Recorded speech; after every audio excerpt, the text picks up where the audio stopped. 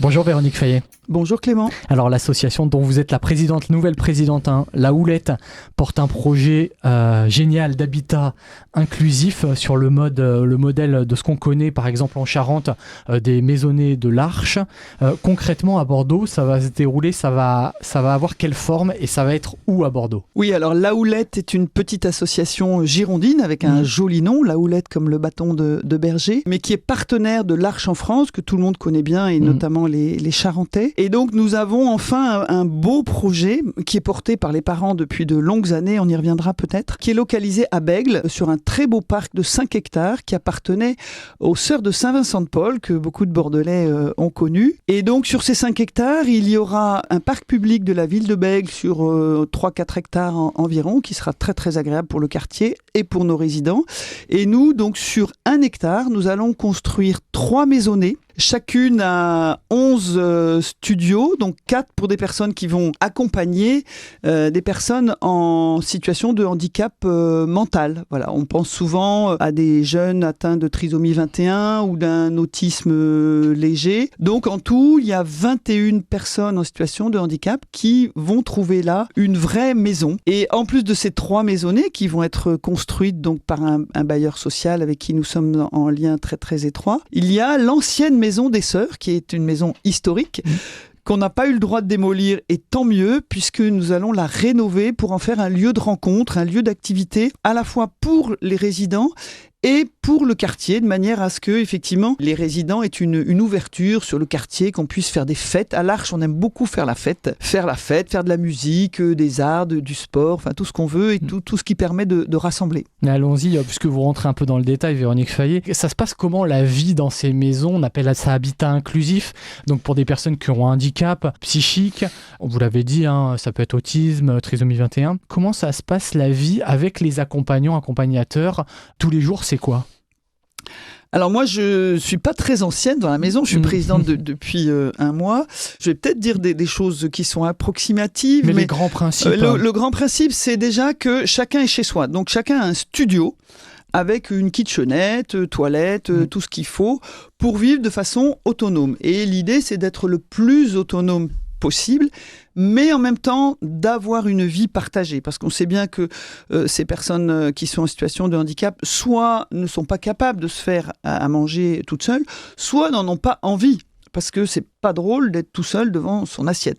Donc le principe, c'est quand même qu'on partage les repas et que chaque maisonnée, donc qui comporte 11 résidents, vit comme une famille. Donc il y a une grande salle à manger, il y a une grande cuisine, il y a un grand salon. Donc on prépare le repas ensemble. Donc justement, les salariés dont certains résideront sur place, les personnes en situation de handicap, on prépare le repas ensemble. On vit ensemble et puis le soir on joue ensemble ou on regarde le match de foot. Enfin, mais chacun peut se retirer chez lui quand il en a envie, quand il a besoin d'être tranquille. Et ça développe quoi ça justement? Qu'est-ce que ça crée, ces moments de vivre ensemble qui sont très importants?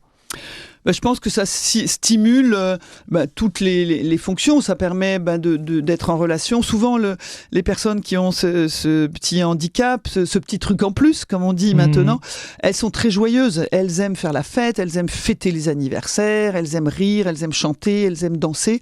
Voilà. Donc ça, quand on est chez soi, parce que certaines seraient capables de vivre dans un appartement plus autonome, mais le risque, c'est la solitude. Et puis, du coup, on peut aussi inviter les familles, les amis, les voisins à partager cette joie de vivre.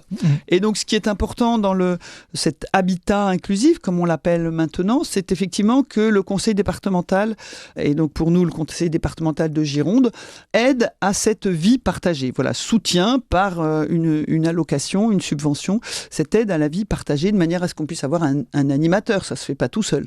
Justement, il y a ces accompagnants. On sait que l'habitat, c'est le point névralgique pour se construire une vie, avoir un métier, vivre ensemble, avoir des amis, etc.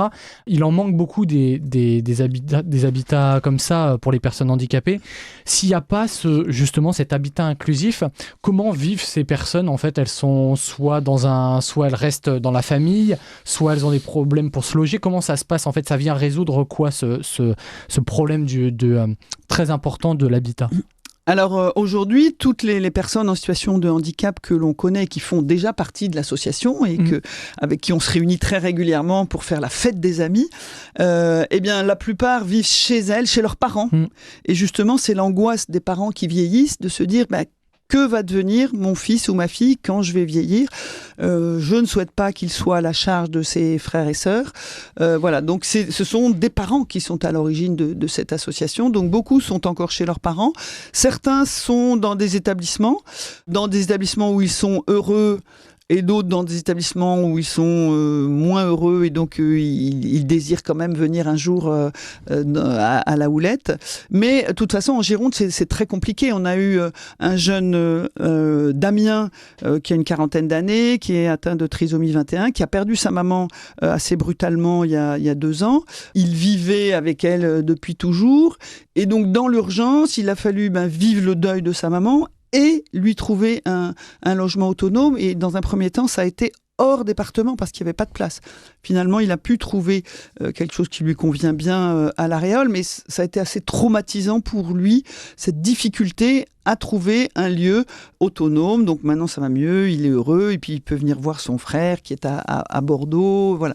Mais il y a un énorme stress pour les parents qui vieillissent. Véronique Fayet, on a dit, cette houlette, la houlette à Bordeaux, à Bègles, ça s'inspire fortement, et c'est en partenariat avec le modèle Arche qu'on connaît bien. Est-ce que vous pouvez rappeler l'ADN, justement, pourquoi ça s'est créé, comment ça s'est créé, ces habitats, ces maisonnettes de l'Arche partout en France ?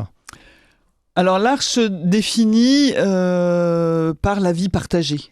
Et donc l'Arche a fêté ses 60 ans il y a quelques mois. Et donc le slogan, c'était 60 ans de vie partagée.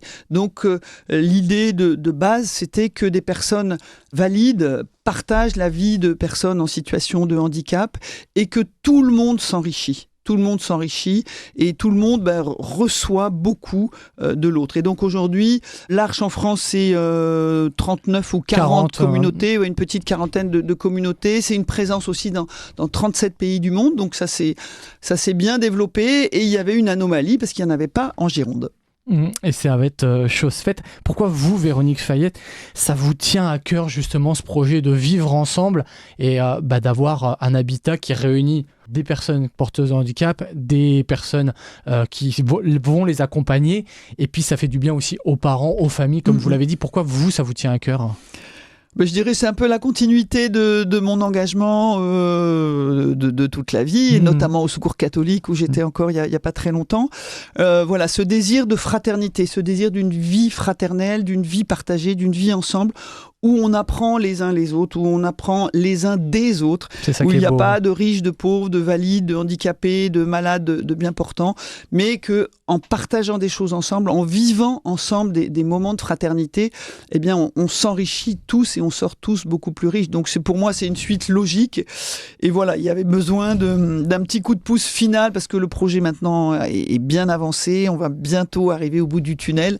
Donc je le donne avec beaucoup de plaisir pour cette belle association La Houlette. Justement, bien avancé. On est en phase terminale du projet, vous l'avez dit. Il va y avoir le permis de construire qui a été déposé. Il va y avoir les travaux qui vont commencer dans quelques semaines, quelques mois. On en est où clairement à Bègles dans les jours qui arrivent ? Voilà, on espère pouvoir démarrer le chantier, poser une première pierre qui sera une très très grande fête au printemps 2025. Voilà, en tout cas, c'est la ville de Bègles nous soutient aussi beaucoup parce que aussi ils veulent ouvrir le grand parc aussi au printemps.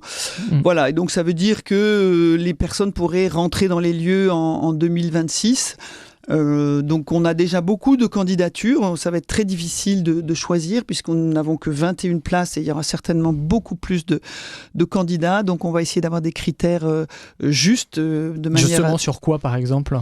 Eh bien l'idée c'est d'équilibrer, alors d'abord de mesurer le handicap de la personne, est-ce qu'elle est capable d'une vie semi-autonome ? On ne peut pas prendre des personnes avec un handicap beaucoup trop lourd, et puis dans chaque maison il faut équilibrer les différents types de handicap, il faut équilibrer les âges, il faut équilibrer hommes-femmes, voilà, donc c'est un subtil mélange pour que la famille fonctionne bien en fait, parce que voilà, ça sera une vie de famille, et donc pour pas qu'il y ait trop de crises, il faut essayer dès le départ de faire un mélange harmonieux, mais après c'est toujours un pari évidemment. Ouverture prévue, on va dire, autour de la fin d'année 2025. On sera 26. plutôt courant 2026. D'accord, Voilà. ouverture prévue Courant 2026. en 2026. On n'ose plus donner de date, mais courant 2026. Et Voilà. justement, avant, comment on peut faire pour aider ce magnifique projet Véronique Fayet dans les jours qui arrivent? Alors, la Houlette est forte de 200 adhérents, à peu près 2000 sympathisants qui reçoivent une lettre des amis très régulièrement, mais on a toujours besoin d'aide, on a toujours besoin de bénévoles. Donc, ces jours-ci, là, donc jeudi 14, vendredi 15 et samedi 16 novembre, nous avons notre vente de Noël, qui est toujours un grand moment festif, qui se tient au 45 rue Calvé à Bordeaux, donc c'est le presbytère de l'église Saint-Ferdinand. Et là, on peut à la fois faire des emplettes pour Noël, donc permettre à la Houlette d'avoir un petit peu d'argent, parce que nous avons besoin d'argent, vous l'avez compris, mais en même temps, rencontrer des familles, rencontrer les bénévoles, rencontrer les personnes en situation de handicap qui seront présentes, voilà, et donc mieux connaître l'association, c'est une belle occasion, et donc je vous invite tous à notre vente, et puis si vous êtes loin de Bordeaux, bien allez regarder sur notre site internet www.lahoulette.org. Eh ben, merci beaucoup d'être venu dans les studios RCF Bordeaux. Merci Véronique Fayet. Merci Clément.